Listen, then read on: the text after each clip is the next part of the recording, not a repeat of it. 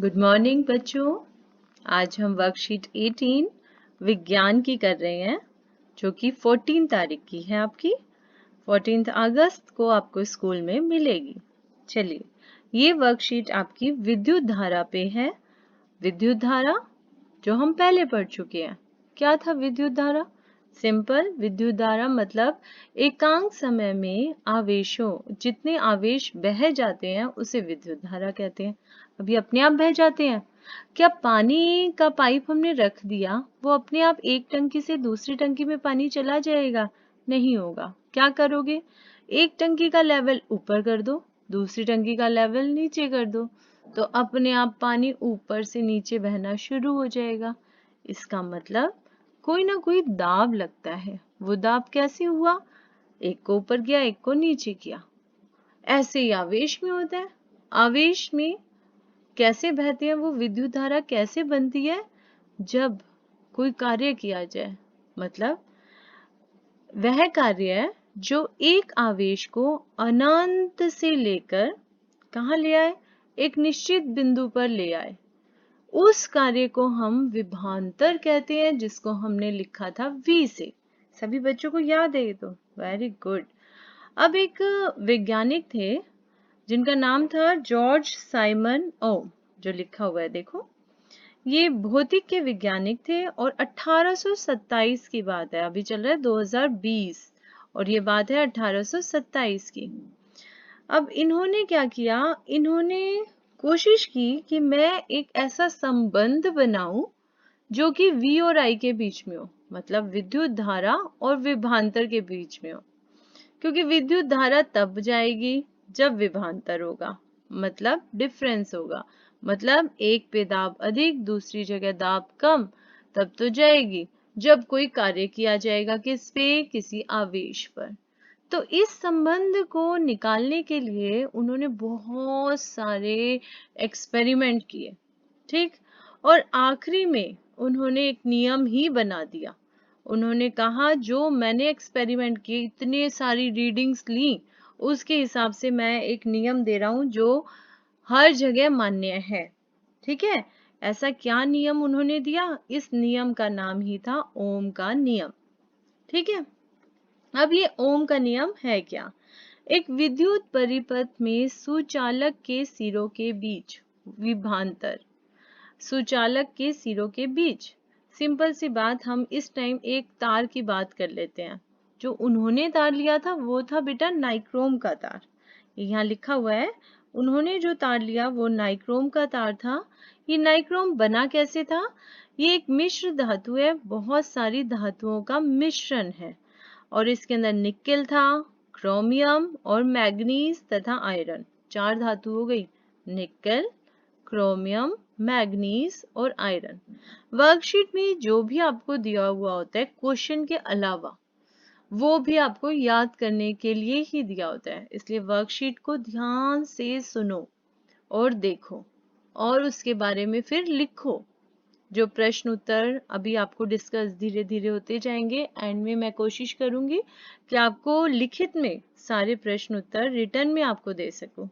ठीक, तो कर रहे थे हम कि नाइक्रोम का तार उन्होंने यूज किया था। और अगर मैं एक तार, भाई अब हमारे पास जो तारे हैं उनके अंदर इलेक्ट्रॉन हम कह रहे हैं कि प्रवाह हो रहे हैं, इलेक्ट्रॉन की एक गति हो रही है, ठीक, जिसके कारण हम जब स्विच ऑन करते हैं तो स्विच ऑन करते ही बल्ब जल जाता है। 1 सेकंड 2 सेकंड भी नहीं लगते, उससे पहले ही बल्ब जल जाता है ना, स्विच ऑन करते ही। तो ये एक गति के कारण होता है। किसकी? इलेक्ट्रॉन की गति। उसके बारे में हम ऊपर हायर क्लासेस में पढ़ेंगे, कैसे इलेक्ट्रॉन गति करते हैं। उसको ड्रिफ्ट स्पीड बोलते हैं। चलो वो अभी बात की बात है। अभी हम बात कर रहे हैं ओम का नियम। ओम का नियम क्या कहता है? ये कहता है एक विद्युत परिपथ में सुचालक के सिरों के बीच विभवांतर उसमें प्रवाहित होने वाली विद्युत धारा के समानुपाती होता है। अगर तापमान और अन्य परिस्थितियां समान रखनी है तब ऐसा होगा। ठीक है, तापमान और अन्य परिस्थितियां समान रहनी चाहिए तो उन्होंने क्या कहा कि विद्युत धारा और विभवांतर एक दूसरे के समानुपाती है। समानुपाती शब्द हमने 9th क्लास में भी पढ़ा था। समानुपाती ये है इसका निशान, ये दिखाई दे रहा है सबको, V डायरेक्टली प्रोपोर्शनल या समानुपाती टू I लिखा हुआ है ना।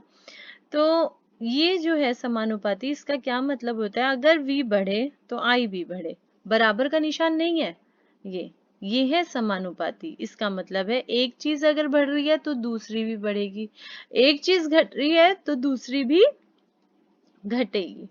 ठीक, तो ये जो ओम थे, इन्होंने ये नियम दिया कि अगर, ये लिखा हुआ है, एक विद्युत परिपथ में सुचालक के सिरों के बीच विभवांतर उसमें प्रवाहित होने वाली विद्युत धारा के समानुपाती होता है, परंतु तापमान और अन्य परिस्थितियां समान रहनी चाहिए। अगर हम V4 वोल्टेज या विभवांतर लेते हैं जिसका मात्रक वोल्ट है, I मतलब करंट लेते हैं, विद्युत धारा लेते हैं जिसका मात्रक एम्पियर है, R है यहाँ पर धातु का प्रतिरोध। अब ये प्रतिरोध क्या होता है बेटा, प्रतिरोध होता है, हम ये आजकल तारे जो है हमारे घरों में वो कॉपर की बनी हुई है, ठीक है, हम लोहे की तार क्यों नहीं प्रयोग में लाते, क्यों, क्योंकि जो तांबे की तार है या कॉपर की तार है उसका प्रतिरोध कम होता है, वो करंट को अपने में से जाने देती है, इलेक्ट्रॉन के फ्लो को नहीं रोकती है। प्रतिरोध मतलब रुकावट समझिए, ठीक है, ये हम बाद में अभी इसकी बात करेंगे। इसका जो मात्रक है वो ओम है। ठीक, अब उसने ये तो कह दिया, किसने, ओम, है ना, ओम ने अपना नियम दिया, ओम के नियम के हिसाब से V समानुपाती है I के। अब इस समानुपाती को हमें हटाना है। जब कभी भी समानुपाती हटाते हैं तो हम एक कांस्टेंट टर्म का प्रयोग करते हैं जिसे नियतांक कहते हैं। क्या बोलते हैं, नियतांक। ठीक, तो V is equal to I R करने के लिए V बराबर है आई आर, R जो अपने पास से हमने लगा दिया ये है नियतांक। नियतांक वो होते हैं जिनका मान हमेशा समान रहे या कांस्टेंट रहे, हमेशा नहीं, मतलब उस जगह पे कांस्टेंट रहे, वो नियतांक होते हैं। इससे उसने ये कहा, दो फार्मूले हमारे पास निकल के आ गए, देखो, R बराबर है V बटा I के, और यहाँ पर देखो I बराबर है V बटा R के। क्लियर है, चलिए, इसका मतलब हमारे पास तीन फॉर्मूले बन गए। पहला formula V is equal to I R, दूसरा formula R is equal to V upon I, और तीसरा I is equal to V upon R। ठीक, अगर R क्या है यहाँ पे, वो प्रतिरोध है, किसी दिए गए धातु के लिए दिए गए ताप पर प्रतिरोध एक नियतांक है। ये नियतांक जो है इसको हम R से लिखते हैं। इसका SI मात्रक ओम होता है। ओम को देखो कैसे बनाया हुआ है, थोड़ा सा अलग है लेकिन आसान है, बनाने में मजा आता है। चलिए, 1 ओम, इधर से देखो 1 ओम कितने के बराबर होगा, 1 वोल्ट बटा 1 एम्पियर। क्लियर। विद्युत धारा समानुपाती हो गई किसके, व्युत्क्रमानुपाती है प्रतिरोध के। अगर प्रतिरोध ज्यादा होगा तो विद्युत धारा कम हो जाएगी। किसी तार में सोचो प्रतिरोध ज्यादा है तो विद्युत धारा अपने आप कम गुजरेगी उसके अंदर से। प्रतिरोध वही है ना जो विद्युत धारा को गुजरने से रोक रहा है। ठीक, चलिए अब हम आते हैं इसके रेखीय विद्युत नाइक्रोम तार के लिए VI ग्राफ। ये पेपर में पूछा जाता है बेटा, VI ग्राफ बनाइए। VI मतलब V ऊपर की तरफ, I नीचे की तरफ, सिंपल सी बात। ठीक, V मतलब विभवांतर लिख दिया, I मतलब धारा लिख दिया, राइट। अब दोनों के अंदर हमने कुछ ग्राफ बनाना है। ग्राफ बनाने के लिए मैथ्स में हम ग्राफ बनाते थे, क्या करते थे, हमने एक्स की वैल्यू लेते थे, वाई की वैल्यू लेते थे, वैसे इसमें लिया। जैसे ये ग्राफ इसने प्लॉट किया, किसने बनाया था, ये तो ओम ने बनाया था। उसने ये चेक करता गया कि अगर यहाँ पे देखो धारा इसकी कितनी आ रही है, भाई 0.1 से थोड़ी ज़्यादा है और यहाँ पर 0.3 के करीब है। ठीक है, अगर मैं यहाँ लूँ 2 तो यहाँ पर 5 के करीब आ रही होगी। तो उसने ये देखा, ये ऐसी लाइन आती गई। ये लाइन क्या दिखा रही होती है? ये लाइन दिखा रही है कि हर बार बटे की जो वैल्यू है, मतलब v is equal to I R है, तो r की जो वैल्यू है, ये हम किसके लिए निकाल रहे हैं बेटा? वी आई ग्राफ हम निकाल रहे हैं r के लिए। तो उसने क्या देखा, r की वैल्यू हर बार सेम आ रही है। मान लो v की वैल्यू थी 4 और i की वैल्यू थी 2, तो कितनी आई r? 2। v की वैल्यू ऐसे ही बढ़ती जाएगी, तब यही रहेगा। v की वैल्यू थी 8, i की वैल्यू है 4, तब भी कितनी आ रही है? 2। हर बार r की वैल्यू सेम आ रही है। तो ये एक सरल रेखीय ग्राफ दर्शाता है कि जैसे जैसे प्रवाहित विद्युत धारा बढ़ती है, विभवांतर भी बढ़ता है। यही ओम का नियम है।